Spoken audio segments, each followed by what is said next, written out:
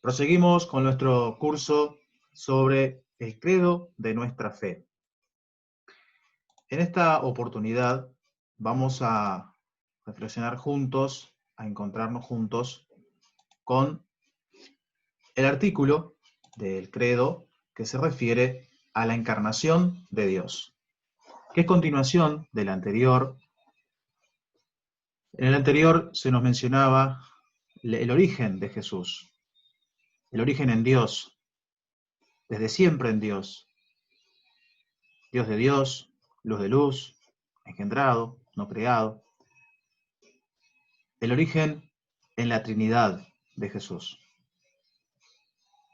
Que la Iglesia lo fue descubriendo, los evangelistas lo fueron descubriendo y lo presentaron en su testimonio a partir de la contemplación del Jesús que caminó con sus discípulos, del Señor Jesús compartiendo con ellos. Es lo que hace el evangelista Juan, por ejemplo, que llega a construir el relato de su prólogo que refiere a este origen en Dios de Jesús como Hijo de Dios, como el Hijo encarnado, pero lo hace a partir de la contemplación del Jesús con el cual compartieron la vida, con el cual caminaron por los caminos de Galilea, en el cual se adentraron en el mar de Galilea, con el cual estuvieron en la montaña, con el cual compartieron tantas cosas cotidianas. Hoy vamos a hacer algo similar. Vamos a avanzar en la contemplación de Jesús con el artículo de fe que dice así, que por nosotros, los hombres, y por nuestra salvación, bajó del cielo, se encarnó por obra del Espíritu Santo y de María la Virgen, y se hizo hombre. Se encarnó, se hizo uno de nosotros, se hizo hombre, como decimos en el Ángelus. La palabra se hizo carne, habitó entre nosotros, la palabra se hizo hombre, acampó entre nosotros. En la Sagrada Escritura tenemos algunas expresiones muy bonitas referentes a la encarnación de Dios. La primera carta de Timoteo dice que en él, o sea, Dios, se manifestó en la carne. Y el Evangelio de Juan, de manera muy hermosa en el capítulo 3, recoge esta expresión de Jesús. Dios amó tanto al mundo que entregó a su Hijo único para que todo el que cree en él no muera, sino que tenga vida eterna. O sea, es el evangelista el que, a partir de la experiencia de encuentro con Jesús, de lo que en él se ha manifestado, concluye con esta expresión tan hermosa. O sea, el motivo es el amor de Dios. El amor de Dios es el motivo por el cual el Hijo único se hace uno de nosotros. Y esto marca todo. Es el amor de Dios, la bondad inmensa de Dios, la que se expresa en la encarnación del Hijo. ¿Y cuál es el otro motivo, la finalidad que acompaña este motivo? Para que todo el que cree en Él no muera, sino que tenga vida eterna. O sea, para que los seres humanos podamos tener vida plena, vida eterna es vida plena, plenitud de vida. Que la encontramos en Dios. La gloria de Dios es el hombre viviente. Y la vida del hombre es la visión de Dios. O sea, nos encontramos nuevamente con esta hermosa expresión de Ireneo. Y este es el motivo y la finalidad de la encarnación. El amor de Dios para que el ser humano tenga vida en abundancia. Al hablar de la encarnación, tenemos que referirnos al Jesús de Nazaret que contemplaron los discípulos, que contemplaron tantos que se encontraron con él, y que lo descubrieron como verdadero Dios y verdadero hombre. Es decir, este es el distintivo de la fe cristiana. El afirmar que Dios se ha hecho uno de nosotros sin dejar de ser 100% Él y a la vez siendo 100% humano. Existen otras expresiones de la unión de la divinidad con los hombres, en otras expresiones mitológicas, en otras expresiones religiosas, pero allí siempre está aquello de que, bueno, los dioses se unen con los hombres, pero terminan siendo o un dios disminuido, o un hombre endiosado, o bien mitad Dios, mitad hombre.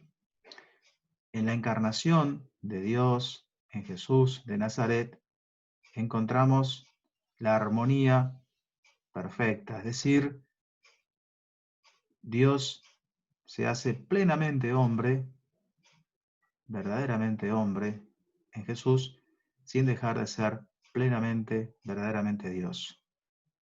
Dios no anula al ser humano, y el ser humano puede contener la plenitud de Dios. Eso es lo que está referido aquí. Ya en el año 451 el Concilio de Calcedonia fue el que se encargó de afirmar esto frente a ciertas afirmaciones que lo ponían en duda. Iba a decir que ese verdadero Dios y verdadero hombre es de una armonía perfecta, ¿sí? Que no hay confusión, que no hay cambio, que no hay división y que no hay mezcla, ¿tá? Es decir, que hay una unidad de lo humano con lo divino que conserva uno y otro, pero que es armónica. Es lo que también el Concilio Vaticano II, en su Constitución Gaudium et Spes, los gozos y las esperanzas, va a reafirmar y va a decir que en Jesús la naturaleza humana no es absorbida, es decir, no es que se aniquila, no que se absorbe y se disminuye, digamos, deja de ser tal, se sustituye, se absorbe, sino que se asume, es verdad, se asume con todo lo que es, pero sigue siendo ella. Lo humano y lo divino en Jesús están unidos armónicamente. En este Jesús que trabajó con manos de hombre, amó con corazón de hombre, también decidió, actuó con voluntad de hombre, sin dejar de ser Dios. Surge la pregunta de por qué se encarnó Dios. Algo ya decíamos al inicio, ¿verdad? El motivo de Dios es su amor y la finalidad que persigue es la vida plena de sus hijos, los hombres, los seres humanos.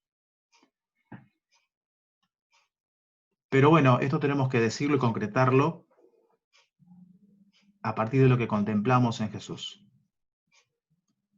y de lo que recogemos en toda la Sagrada Escritura y en la tradición. Podemos decir que Jesús, Dios, se encarnó en Jesús para reconciliarnos con Él,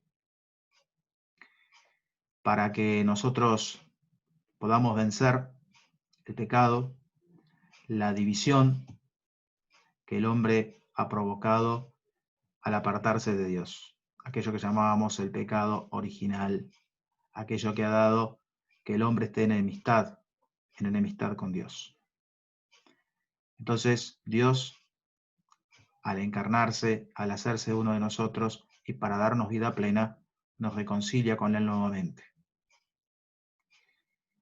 También, en la encarnación, nosotros podemos conocer el amor de Dios. San Juan, el mismo evangelista, va a escribir en sus cartas y va a decir en una de sus cartas que nosotros hemos conocido el amor de Dios, pero porque Él nos ha mostrado. Y que se ha revelado lo que somos, pero aún todavía no en plenitud. Y que nosotros estamos llamados a amar porque Él nos ha amado primero. Entonces, en la encarnación de Dios nosotros hemos descubierto el amor de Dios. También hemos descubierto un camino de vida.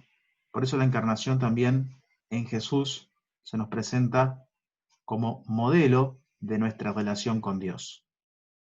En Jesús está la imagen de quién es Dios para nosotros, el Dios Padre de bondad. En Jesús se encuentra también el modo, la forma de poder caminar, de poder orientar nuestra vida hacia Dios. Lo podemos seguir a Él, podemos caminar con Él, podemos cimentar nuestra vida sobre Él. Él es camino de felicidad, es camino de relación con Dios, es camino de vida plena. Configurarnos con Él hace que podamos vivir en plenitud esta vida que Dios quiere para nosotros. Y por último, y no menos importante, la encarnación lo que provoca en nosotros es que nos hace partícipes de la naturaleza divina. Y tal vez esta sea la perspectiva de mayor luz sobre todo lo que hemos dicho. Ya los primeros padres de la Iglesia, sobre todo los del origen griego, hacían mucho hincapié en esto, que Dios se ha hecho uno de nosotros para que nosotros podamos ser como Él. Él ha compartido, ha tomado nuestra condición humana para que nosotros podamos participar de su naturaleza divina. Qué hermosura pensar que Dios se ha bajado a nosotros para poder elevarnos junto con Él. Es una hermosa imagen. Dios se agachó, Dios nos toma en sus brazos y nos lleva a compartir la vida más plena en su corazón. Eso es lo que hemos descubierto en la encarnación del Hijo de Dios. Pero reiteramos, Dios se encarnó por amor, por el amor que nos tiene, y para que tengamos vida plena. Esta última expresión del que Dios quiere hacernos partícipes de su naturaleza divina, nos habla de que Dios desde siempre, ha buscado esto, y que desde siempre el modo en el cual ha podido realizar esta unión con Él es a través de la encarnación del Hijo. Por lo tanto, todo lo que hemos dicho de por qué se encarnó Dios, y que si a través de la encarnación del Hijo se nos abre un camino para que nosotros podamos participar de la plenitud de vida en Dios. Entonces, esto nos lleva a que comulgar con Jesús es para nosotros algo esencial. ¿Y cómo comulgamos con Jesús? Comulgamos, nos unimos a Él participando en sus misterios. El Hijo de Dios con su encarnación se ha unido, en cierto modo, con todo hombre. También nos dice magistralmente la Constitución Gaudium et Spes. ¿Qué significa comulgar con los misterios de Jesús? En primer lugar, tenemos que decir que Jesús es misterio. Pero misterio, aclaremos, no es algo enigmático, algo problemático, algo que no sabemos qué es, algo oscuro. Por el contrario, misterio es una realidad, una presencia que nos desborda y dentro de la cual nosotros descubrimos el sentido de nuestra vida y nos desbordamos de alegría. Entonces esa presencia, esa realidad que nos colma de sentido y de alegría, pero que nos trasciende y por lo tanto tenemos que irla descubriendo. Y la vamos descubriendo porque se nos va mostrando, se nos va revelando. Toda la vida de Cristo es misterio, en este sentido de que es revelación del Padre. Nos va revelando quién es Dios, nos va revelando su amor hacia nosotros. Es misterio de redención, porque también nos va mostrando de que Dios, en su bondad, sale a nuestro encuentro para perdonarnos, para sanarnos, para reconciliarnos, y que nos muestra un camino de sanación, de reconciliación y de nuevo vínculo de amistad con Él. Y es misterio también de recapitulación. En Jesús se nos va mostrando este plan de Dios, que es de vida, que es de plenitud, que desde toda la eternidad ha buscado que en el Hijo encarnado todo encontrara su sentido, todo encontrara su plenitud, que uniéndonos a Él podamos acceder a la plenitud de vida. Entonces, cuando hablamos de los misterios de Jesús, hablamos de el Jesús que se nos manifiesta encarnado, del Jesús de Nazaret que nos presenta el Evangelio en los distintos momentos de su vida, especialmente en lo que es el momento de la encarnación, el anuncio, el nacimiento, los primeros tiempos de Jesús con María y con José, y es la Pascua, el momento clave donde se juegan los acontecimientos más importantes, decisivos de toda su vida. Pero toda la vida de Jesús es manifestación de Dios, es manifestación también de nosotros los hombres. En Jesús se manifiesta quién es Dios, pero también se manifiesta quiénes somos nosotros y el camino para llegar a Dios. Jesús es nuestro modelo, es el hombre perfecto, porque es la humanidad plena que está presente en él. Nosotros, en nuestra humanidad frágil, en nuestra humanidad limitada, vamos haciendo camino para configurarnos con Él, que es verdadero Dios, pero verdadero hombre. En la medida que nosotros caminamos hacia Jesús, nos configuramos con Jesús, vamos siendo más humanos, por tanto más divinos. Vamos siendo más divinos, por tanto más humanos. Es eso lo que va pasando en nosotros. Lo humano y lo divino también de manera análogo a como le pasó como es en Jesús, nosotros vamos uniendo nuestra humanidad con la divinidad. Y la vida divina, la vida de Dios, se va haciendo presente en nuestra humanidad y la va transformando a imagen de Jesús. ¿Cómo hacemos este camino? Comulgando con los misterios de Jesús. Es decir, adentrándonos en los acontecimientos que vivió Jesús, que son los acontecimientos que también nosotros nos tocan vivir hoy.